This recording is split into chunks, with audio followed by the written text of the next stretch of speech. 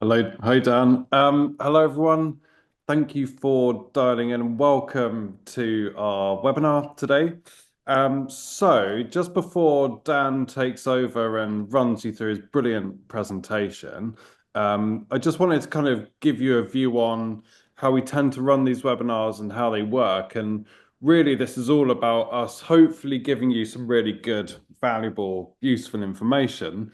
But also, it's a great opportunity for anyone to ask questions. And the more questions you ask, the more you get involved. Generally speaking, the better these sessions are. At any point through the presentation, please do feel free to drop questions in the chat. So you can use the chat function, say hello, it'd be great to hear from you. Or you can use the Q&A function in your toolbar on Zoom to ask questions that we'll get to at the end of the presentation.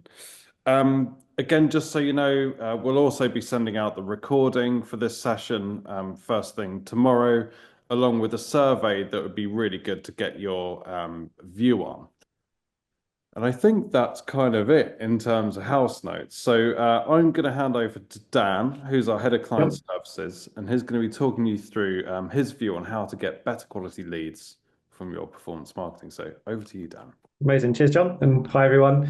I guess before we get started, yeah, as John said, I'm Dan, Head of Client Services at Overdrive Digital. I've been working here for coming up, well, 6 years today, actually, bang on the dot.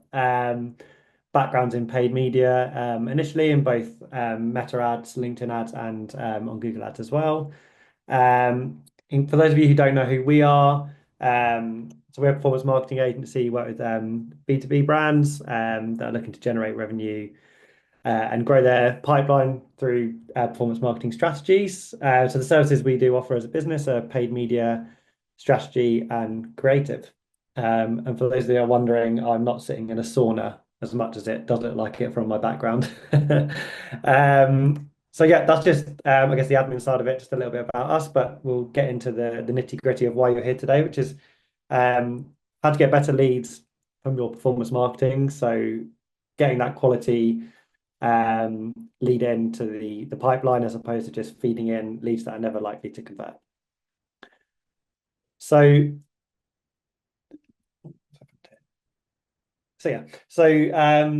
we've probably been in this scenario where leads are going up, so everyone's happy, feeling super positive, like we've nailed it. We're getting a good flow of leads at a good CPA into the pipeline. Marketing are happy, but then sales are coming back with these sort of queries, right? Like MQLs are down, the quality of the leads are poor, marketing's not getting me the leads I need. They're like the common frustrations and things we see in the sort of marketing and sales alignment. And this kind of the reaction everybody gets, right? Kind of nobody's kind of succeeding at that point. And the reality of it is bad leads do just waste everyone's time and budget. Like if we're spending all this time, all this effort creating content, coming up with strategies, sales are on outbound calls, reaching out to prospects, and they're just not answering, they're not returning any calls. It's just wasting everybody's time. Budget could be spent better, and we're kind of not getting to a really solid place. Again, this is nothing new for anybody probably here on this call. And one of the things I found really interesting was from a report from HubSpot and LinkedIn was that actually this marketing and sales misalignment can cost as a total value $1 trillion a year across all businesses. So there's this real disjointed handoff at the moment happening with poor lead quality that's resulting in lost revenue, churning of potential clients or business. I think the biggest problem we see that businesses stumble into is we need to stop treating lead generation basically like a numbers game and just trying to get numbers into the sales team so they've got a nice quota of people to call and qualify and things like that. And I think that's always the friction we see. And if we start optimizing for the right outcomes, which is that quality over quantity, and that's in paid media, that's in all other marketing areas as well, we'll start to see some really long-term beneficial results, which hopefully will bring that marketing and sales misalignment to be sort of a joined up function. Everybody's singing off the same hymn sheet, and then we can kind of all progress nicely. So that kind of brings me nicely on to obviously why you're all here today. And I'm going to kind of focus on 5 areas that are really you need to look at your efforts as you come away from this. And hopefully there's some good actionable insights here for you in order to drive those better quality leads moving forwards. And where we start on that is really making your CRM work harder for you. And this essentially is getting your data foundations right. That's the key to success. So without it, you're not going to succeed. So this is really like get that really boring admin setup side of things 100% right. Because if you don't get all of the ducks in a row in this situation of what data is coming into the CRM, how's this labeled, how's it tagged, are we storing the information correctly, you'll never ever be able to get that full picture or make key like decisions on strategy based off the data if it's not accurate. So getting that, there's one thing you have to take away from today, just making sure whether it's in your CRM or any other function in the business where you've got data, make sure the foundations to be able to interpret everything is right, because without it, that's where everyone trips over and fails long term. And really what I mean by this in terms of performance marketing is there's 2 areas to focus on here for your CRM, which will kind of set you up for success. The first is sending like really high quality, rich data into the CRM. And this is like the stuff you're probably already collecting. So it could be, for example, like the name, email address, company name, company size, the revenue, what industry they're in. But also we're talking about like the campaign type, like what campaigns drove them into the funnel, what keywords drove them into the funnel. All of these things like this high quality, rich data, everything you need to know, one from a sales perspective, so they can qualify this lead to the best of their ability and go, yep, that's a really high intent lead. And also from a marketing perspective of how do we know what activity we're generating is turning into a marketing qualified lead, a sales qualified lead, or even pipeline revenue without just trusting the platform telling us that we've got 100 leads at a CPA of $50, for example. So that's the first step to get completely right, is making sure you've got full alignment with what data you're sending in into your CRM, and it's giving everyone the most data possible to be able to make informed decisions. Then the second part of this is once you've got your everything sort of from that side of data perspective in your CRM and in terms of companies and job titles and the quality there, and you're starting to understand what's driving higher value deals, then we can start thinking about what can we do with that data. So yeah, who are the companies that are driving the high value deals? Who are our most valuable customers? Where do they particularly come from? What industries are they? Who are the people that have the longest lifetime value with us? And then also it's what are those campaigns and keywords that are driving the quality leads? And once you know that, the best thing is you've got that data. Now let's send it back into those paid media platforms. So your Google ads, your LinkedIn ads. That's where you're then going to send high quality signals, because everything's obviously machine learning, buzzword of the year is AI. That's going to just completely overtake these platforms in the next 2 years, 18 months. So we need to be feeding in these signals into the channels to be like, this is exactly the type of person we value in our business. And the more you can do that, the more success you'll see from a performance marketing perspective in terms of quality leads. But you cannot do that if the quality going in initially into the CRM isn't up to scratch. So you can just imagine if there are some issues with missing keyword data or various naming conventions for job titles or how things are labeled and categorized, it just becomes a bit of a mess that you can't really easily do this. So what I mean about sending as much data into the CRM as possible is like everyone on here is probably collecting their sort of firmographic data on like so firmographic data on name, email, company, job title, etc. But are you collecting the source and medium of where that leads come from performance marketing or any sort of marketing campaign? Like, do you know if they've come from a LinkedIn ads campaign, a Google ads campaign, an email campaign, a newsletter you've sent out, an event, a direct response, anything like that is really important. And it's the same with the campaign name as well, and the keyword that kind of generated the sort of quality lead. Like if you can start understanding what those things are in the platform, and then into your CRM, that's really important because Google might be telling you, for example, these campaigns and these keywords are driving you good leads, but actually you can see in your CRM that actually it's a totally different keyword and a totally different campaign that's actually making real business impact in terms of MQLs or pipeline. So this really getting this in place is so important because you can actually make really informed decisions that drive the business outcomes and the more quality leads for you. So you're not making non-informed decisions. And then when I'm talking about feeding high intent CRM signals into paid media, a big thing on every single paid media platform this year, because of the use of machine learning and AI, is they're relying on businesses to give their platforms the signals and the data it needs to understand who are your most valuable customers, and also what do you value as a business? Like, what are you trying to achieve? So that's kind of like the fundamentals. And if you've got that right in your CRM, you'll kind of set up really well.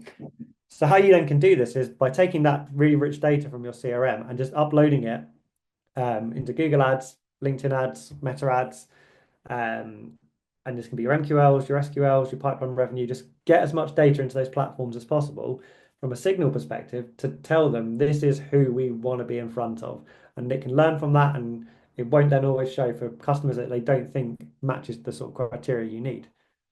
And then the best part is that it doesn't stop there just from kind of sending in the signals to go train and teach the platforms what you actually want to achieve. Once you have this data in the account, you can actually start optimizing towards those outcomes as well. So you're suddenly making that shift from just optimizing for a lead. And if you're just telling Google or LinkedIn, get me leads, that's what they'll do. But if you can start optimizing towards more quality outcomes like an MQL or an SQL, that suddenly is going to increase your quality of leads coming into your pipeline over that probably high volume leads, low quality aspect that you probably saw before. So this is why this is really exciting and really important to get right, because you suddenly unlock all these benefits longer term.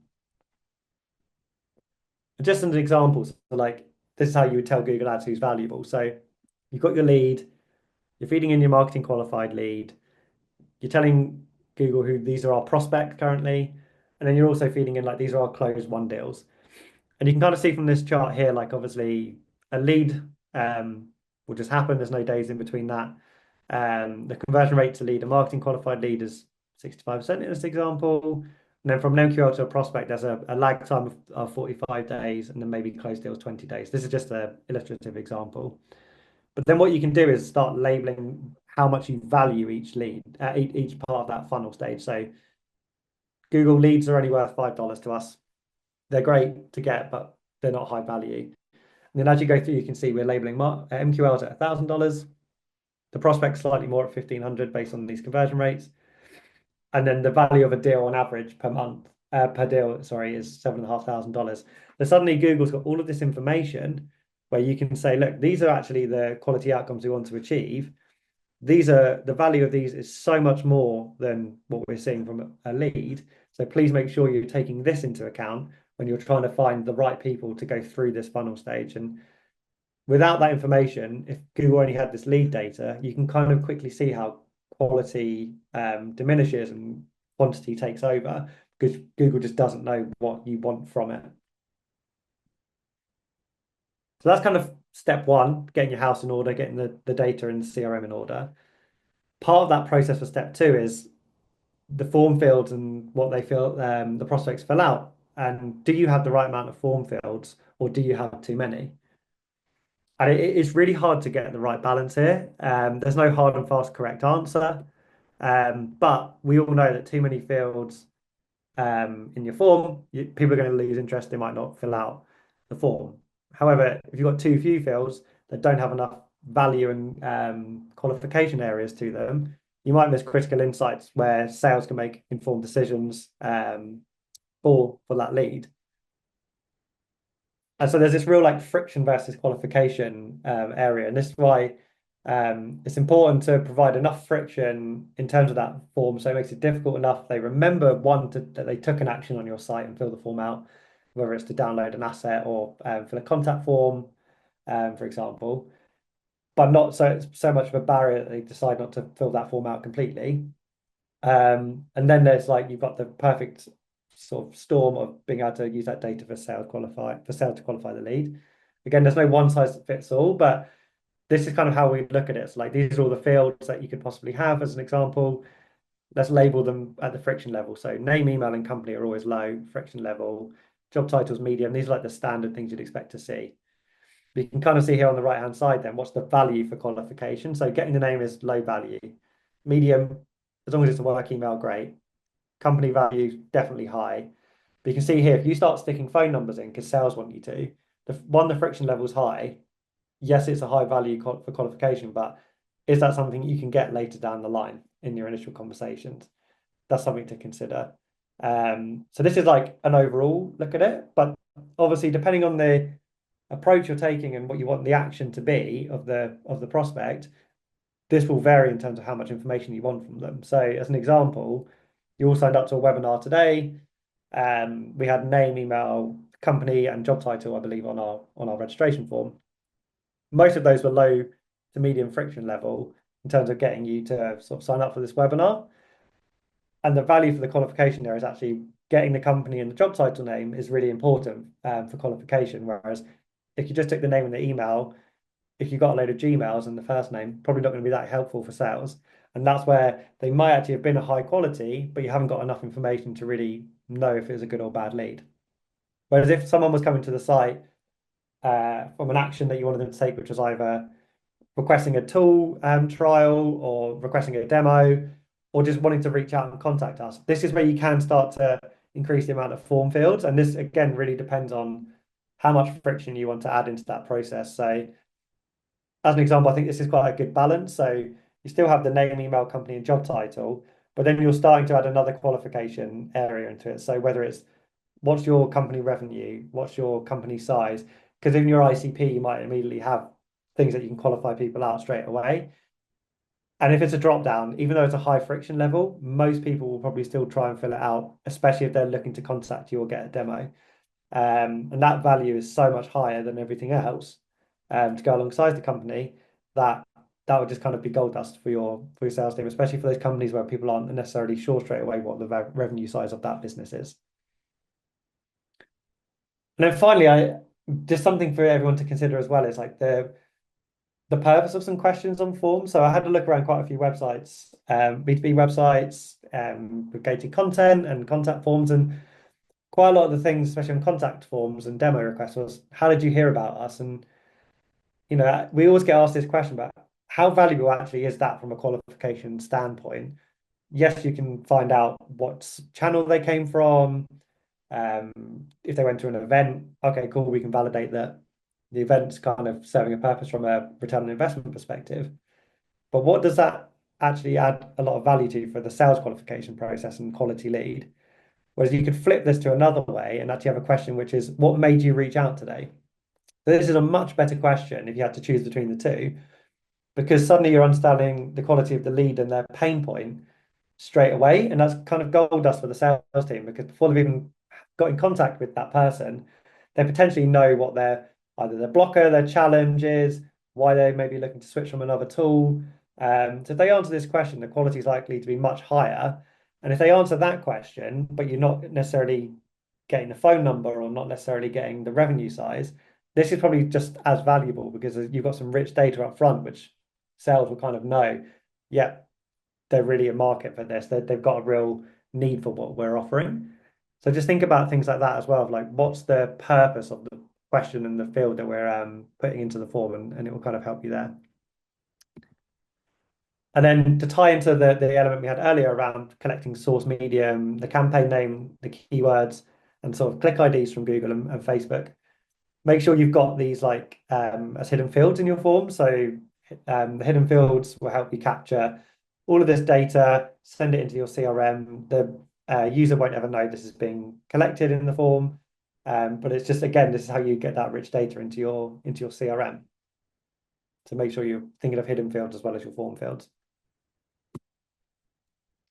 So the third point then, once we come on to like off the technical side of things, is the specific messaging for the different pain points and challenges that someone in your ICP might have. And they're going to be different depending on the job title. So different people in that ICP are going to have different pain points that you can physically start to talk to and appeal to. And this is where we can make business to business marketing much more human to human, which is kind of what our ethos is like at the end of the day, there's still humans selling to humans. So we need to still play on that emotion like you would on a D2C or a B2C brand. Because at the end of the day, we are talking to people. So I kind of wanted to run through an example. This isn't a client of ours. We don't work with them, but I see their ads a lot, and they do a great job at speaking directly to different job roles and functions about essentially the same product offering. So you can see here, like for those who don't know, ClickUp is it's an app for projects, documents, chats, and more. So it kind of brings all your solutions into one place to manage everything easily. And you kind of see from this ad here, the Everything app for work.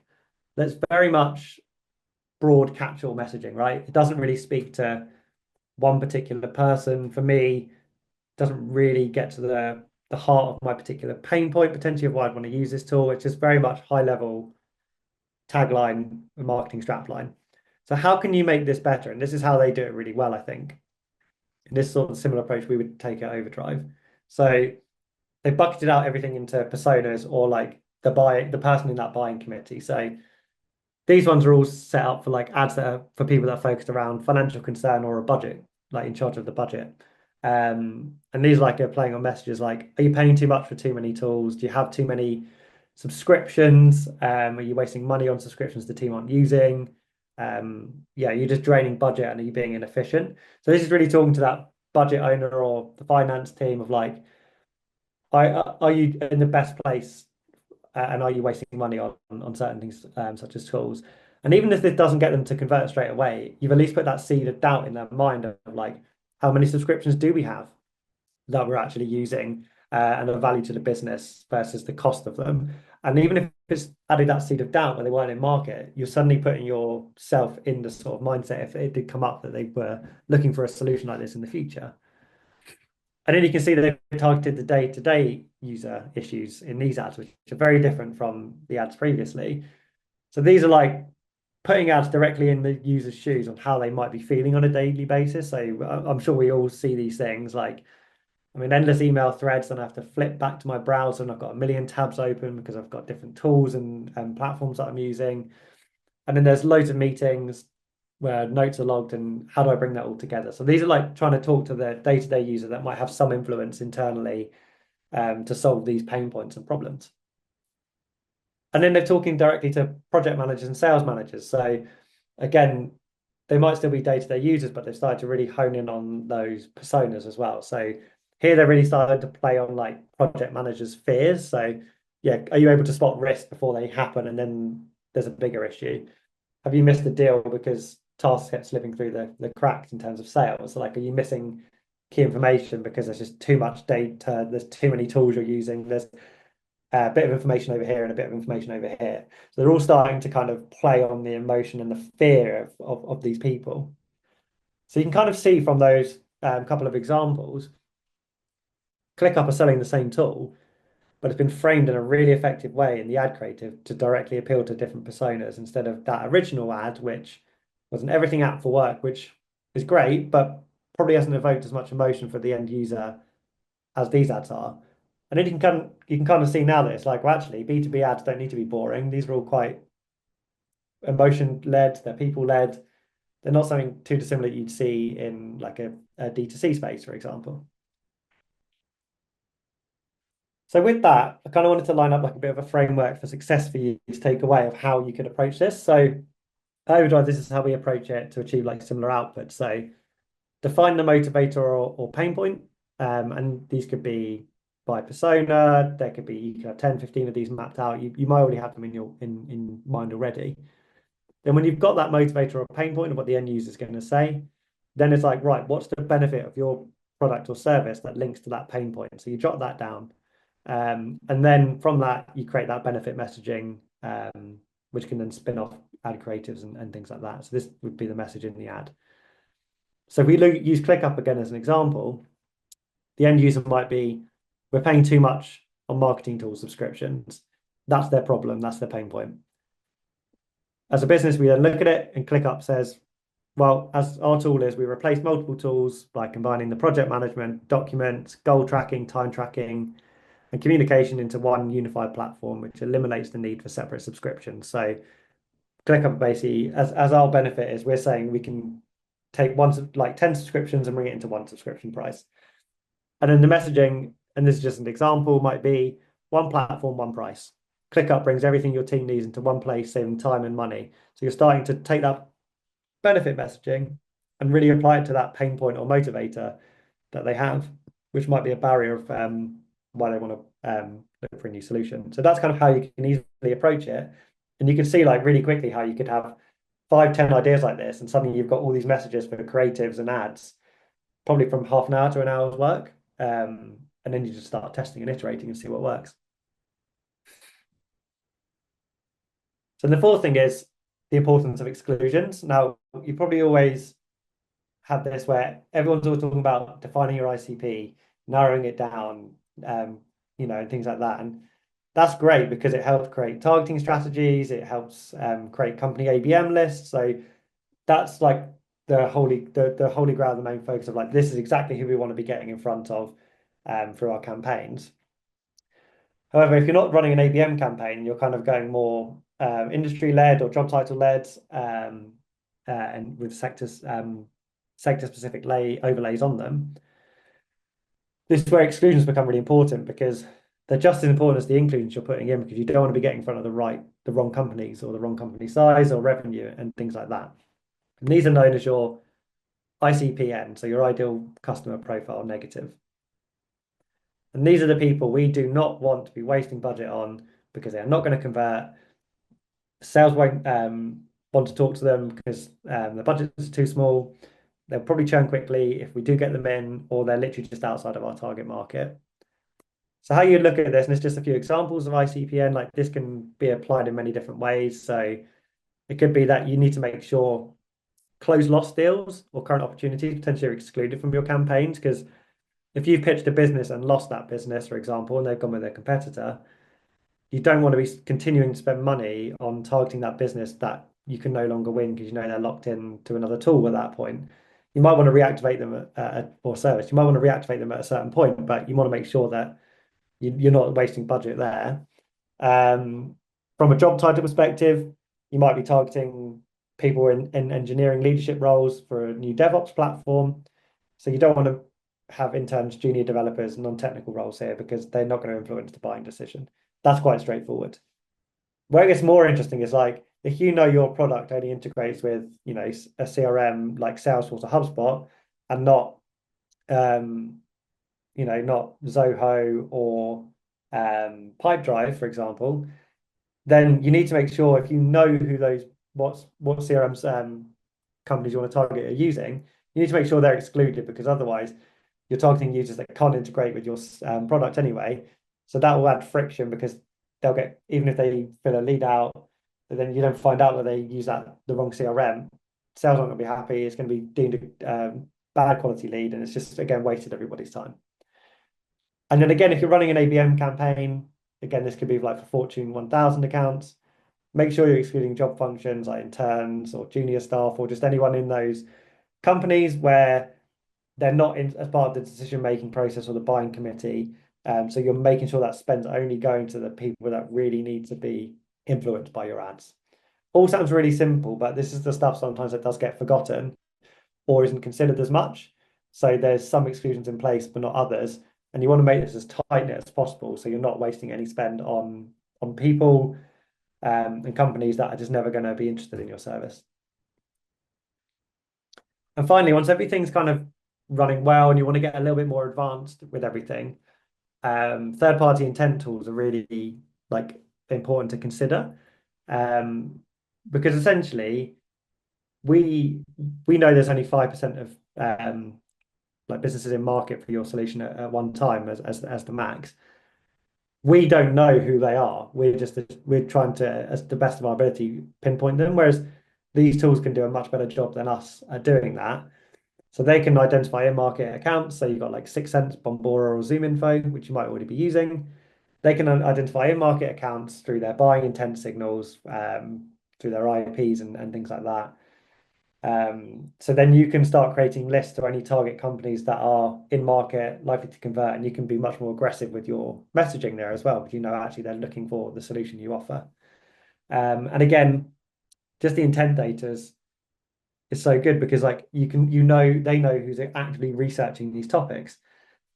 and then you can tailor the messaging to it. So there's a lot of value in using these tools as an additional strategy. Once you've got your paid media campaigns in a really positive space, you kind of maximizing on what you can achieve there in terms of quality, and you just need that extra 10% to really unlock the next step of who are really in market, how do we find these people before we even know that they're in market for it. And these are the tools, the way to do it.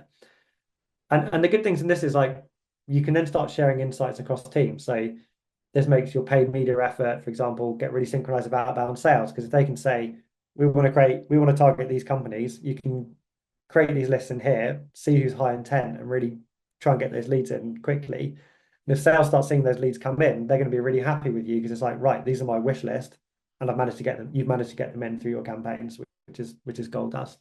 And the thing I love about these tools in general is you get real-time insights. You can see which accounts are engaging, so you can see how many times they come to your site, if they've taken any actions, how are they progressing through the funnel. And you can really start to build a big picture of like, okay, this is our ideal, these are the ideal clients or sectors that we want to target. And then guess what? You can then take that information and feed it back into the platform to be like, find me more companies and people like these people who are currently progressing through our pipeline.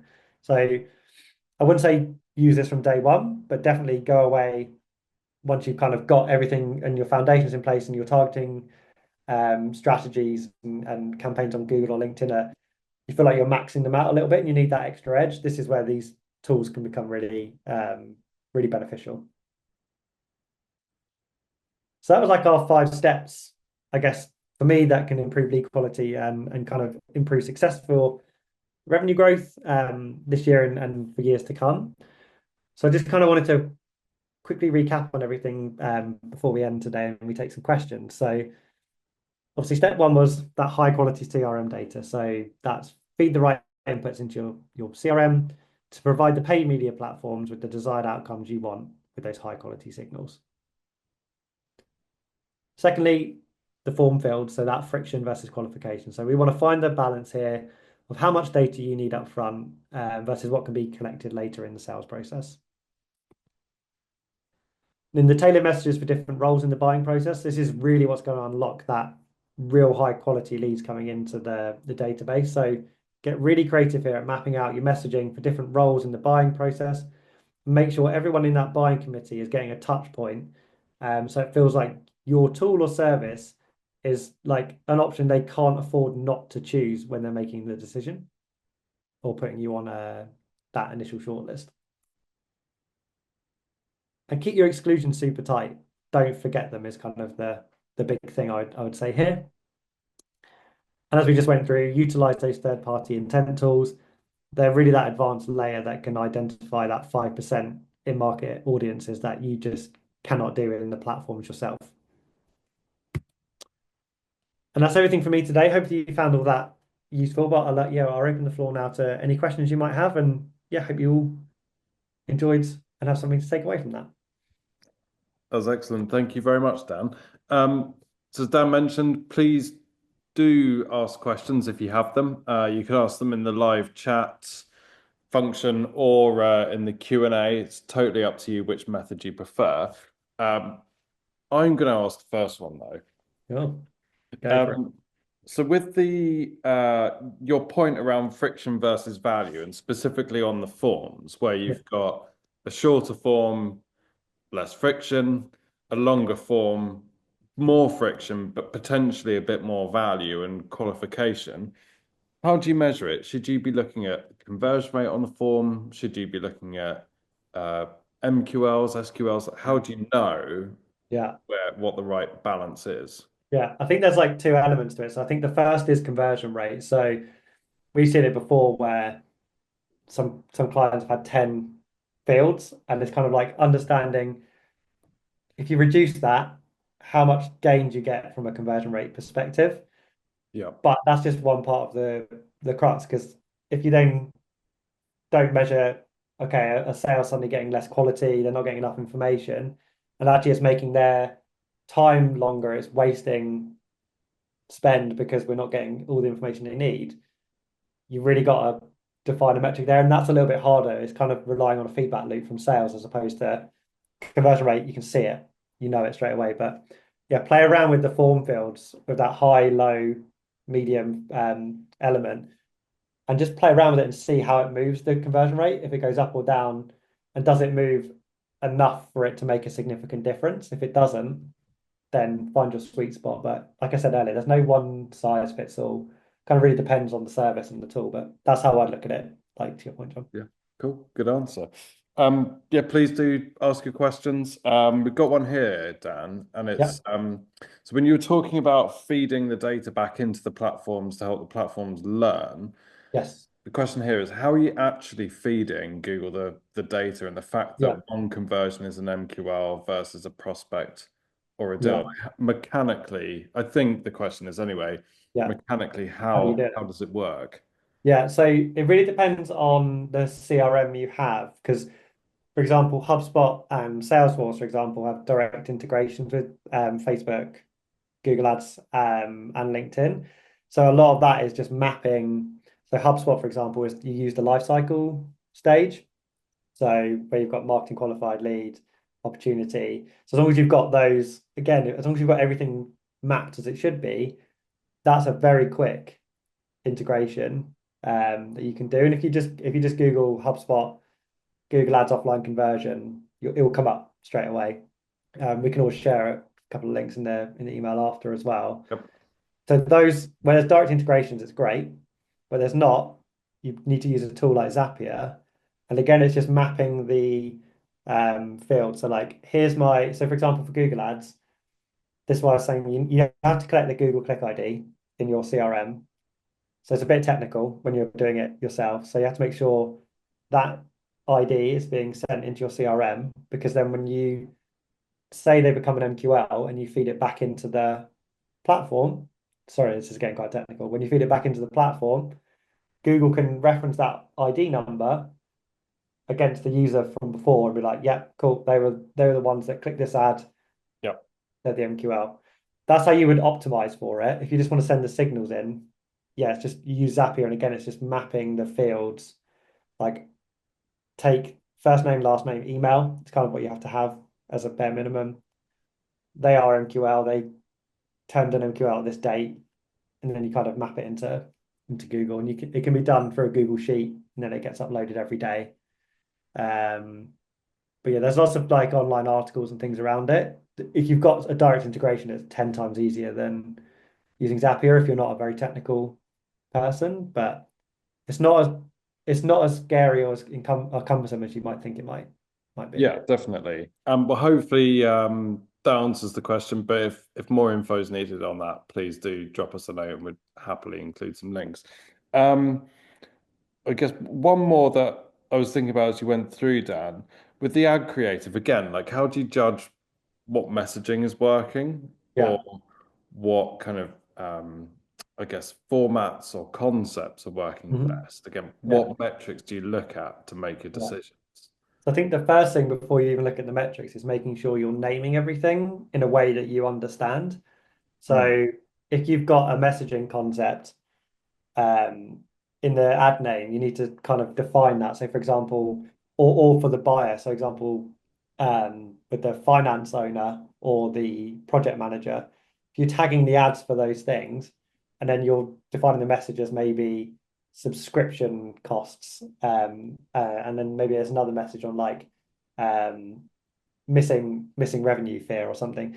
Whatever you want to have it as, you just name it so you understand it. So then when you do pull that data out of the platform, and I'd always say pull your data out, whether it's into a dashboard or a Google Sheet, so you can review it easily. Then it's looking at, okay, obviously, did they convert? That's the first thing. And what was the conversion rate?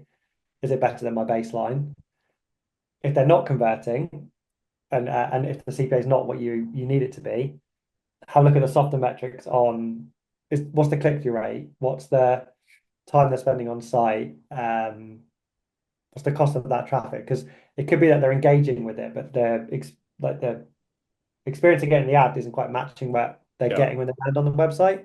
Yeah, So yeah. it's not to say that an ad, if you've got an ad with a really good click-through rate, really good time on site, but it's not quite converting, there's probably something in that funnel that's going wrong as opposed to your ad's not good. Yeah. Obviously, if anything's under your benchmark, probably not working, but don't cut it off. See how you can iterate it again because there's probably a winning formula in there somewhere. Yeah. But yeah, that's how I'd kind of approach it. Cool. Thank you, But Dan. naming the data is the key thing. Yeah, yeah. The naming conventions are so important. Yeah. Um, cool. It's a little light on questions, but if anyone's got a last minute question to ask, fire it in to the chat or the Q&A. Obviously, you're more than welcome to drop us a note afterwards if you've got any questions too. And as mentioned earlier, we'll be popping out the link to this recording and also a very short, quick survey via an email tomorrow morning. No problem. Thank you. And thank you so much for joining and dialing in. I hope it was useful. Thanks, Dan, for the presentation, and we'll Cheers, see everyone. you next time. Cheers, everyone. Thanks for joining. Bye bye.